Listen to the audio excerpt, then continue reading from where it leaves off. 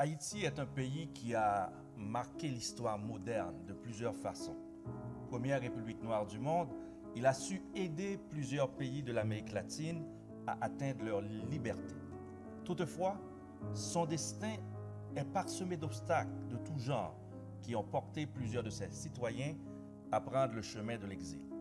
Entre Haïti et le Québec se dessine une longue histoire d'amour. Les deux territoires ont en commun le français comme langue officielle et ils sont les défenseurs de la langue de Molière sur leurs territoires respectifs, l'un en Amérique latine et l'autre en Amérique du Nord. Permettez quelques faits historiques. Dans les années 30, certaines familles haïtiennes envoyèrent leurs enfants étudier au Québec.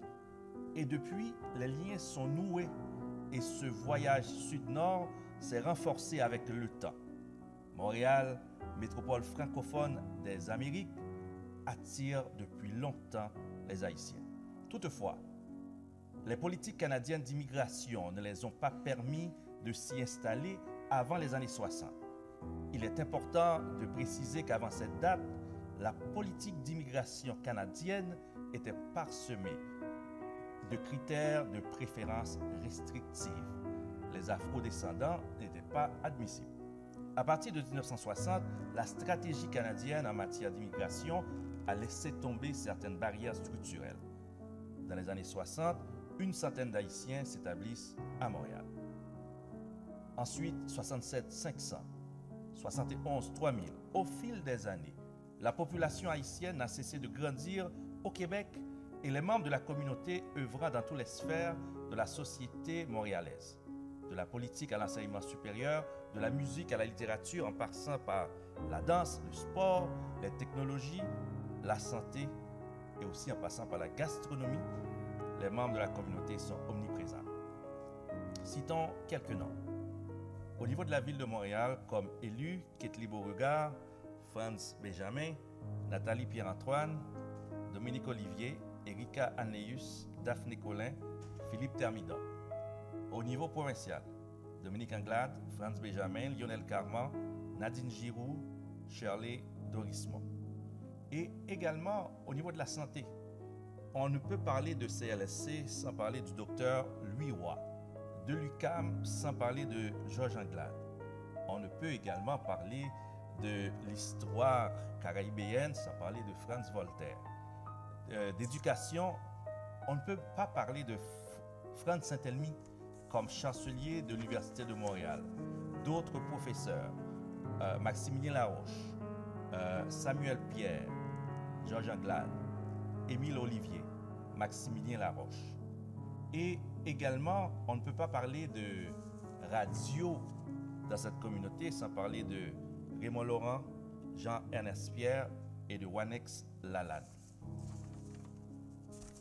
La communauté haïtienne s'est intégrée au Québec et à Montréal. Il y a même dans le parler montréalais certains mots haïtiens qui se sont incrustés, comme patinet, ami, saisi, c'est comme on est choqué, la caille, c'est la maison.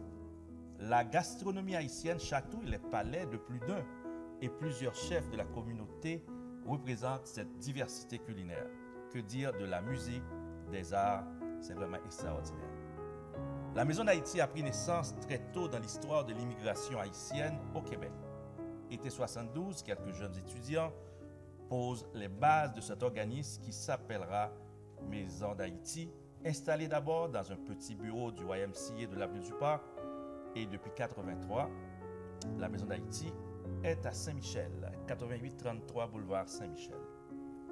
Mais aussi, les problématiques d'espace a porté l'organisme à lancer des stratégies pour une nouvelle maison. Et on veut également remercier la ville de Montréal qui avait permis à la Maison d'Haïti d'avoir ces nouveaux lieux. En fait, la Maison d'Haïti offre une gamme de services à une population diversifiée, certes la population michelloise, mais également à la population montréal, au niveau de l'intégration, au niveau de l'éducation, au niveau de la jeunesse, donc au niveau des femmes, de la famille. Que dire du Centre des Arts de la Maison d'Haïti, où on a vraiment toute une pléiade d'activités culturelles comme le Festival Afro-Urbain. Je veux féliciter la directrice de la Maison d'Haïti, Mme Marjorie Villefranche, et toute son équipe pour leur travail extraordinaire.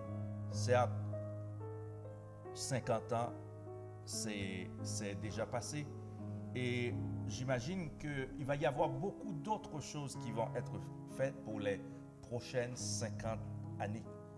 Malheureusement, vous et moi, nous ne serions pas là pour fêter le centenaire, mais regardons et encourageons le travail de la Maison d'Haïti de 72 à nos jours, plusieurs événements intéressants et également les services sont dirigés vers toute la population montréalaise. J'aimerais, Madame la Présidente, ajouter mon nom à cette déclaration et je souhaite bon 50e à la Maison d'Haïti. Merci.